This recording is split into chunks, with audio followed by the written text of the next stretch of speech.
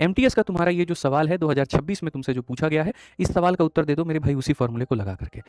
ठीक है, जल्दी से मेरे भाई यहाँ पर बता दीजिए। ठीक है, फटाफट बता दीजिए एमटीएस के इस सवाल को दोस्त, क्या कहेंगे आप यहाँ। देखो तो ये जैसे दिख रहा है ना तुमको 15, इसको तुम्हें तोड़ना चाहिए। 15 को कैसे तोड़ना चाहिए, तो बोलोगे गुरुजी 3 इंटू 5 से। फिर उसके बाद 35 को कैसे तोड़ना चाहिए, तो 5 इंटू गुरुजी 7 से। और ऐसे करते करते करते करते लास्ट में मेरे भाई जो 195, देखो 2 का अंतर है, 2 का अंतर है। ठीक है, तो यहाँ पर भी इसको भी ऐसे दो संख्याओं में मल्टीप्लाई करो जिनमें 2 का अंतर होगा।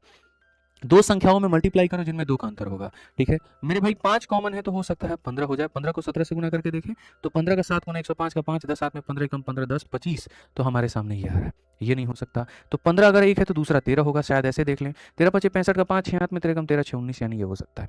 तो 15 तो एक रहेगा ही रहेगा, 15 के साथ या तो 2 ज़्यादा होता या 2 कम होता। तो हमने देखा तो भैया ये 13 और 15 का कॉम्बिनेशन है। तो अगर ये 13 और 15 का कॉम्बिनेशन है तो यहाँ पर हम लिखेंगे 13 और यहाँ पर 15। अब जब हमने लिख दिया तो आंसर में हम क्या लिखेंगे, तो आंसर में लिखेंगे 1 अपॉन में डिफरेंस। डिफरेंस कितने का है, तो 2 का। मेरे भाई 1 अपॉन में फर्स्ट टर्म, तो यहाँ पर ये हो जाएगा फर्स्ट, माइनस 1 अपॉन में लास्ट टर्म, तो यहाँ पर ये इतना हो जाएगा। यदि हम देखेंगे तो 1 अपॉन में 2 है। 15 में से 13, 15 में से मेरे भाई 15 कम 15 में से 3 गया तो मेरे भाई 12, और बट्टे में देखो ये होता क्या है, ऐसे काम चलता है। या तो तुम 5 और 5 से मल्टीप्लाई कर दो, 5 बटे 15 में से 1 बटे 15 गया 4 बटे 15, ऐसे तुम लिख सकते हो मेरे भाई। और नहीं तो तुम ये लिख सकते हो कि गुरुजी 15 में से 3 गया तो 12 आ गया, और 3 इंटू 15 हमारे सामने 45। फिर काटो 3 से 4 बार में और 3 से काटो 5 बार में, 2 से काटो 2 बार में, तो उत्तर तुम्हारा कितना आ गया, 2 बटे 15 आ गया।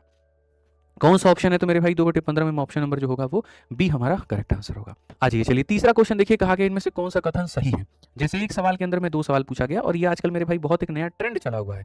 ठीक है, कि जैसे तुम्हारा वक्त बर्बाद करवाना है एग्जामिनर को, तो कभी भी वो तुमसे एक सिंगल सवाल पूछता ही नहीं है। वो जब भी मेरे भाई पूछेगा तो यहाँ पर एक के अंदर में 2 सवाल पूछेगा। जब भी पूछेगा तो एक के अंदर 2 सवाल पूछेगा।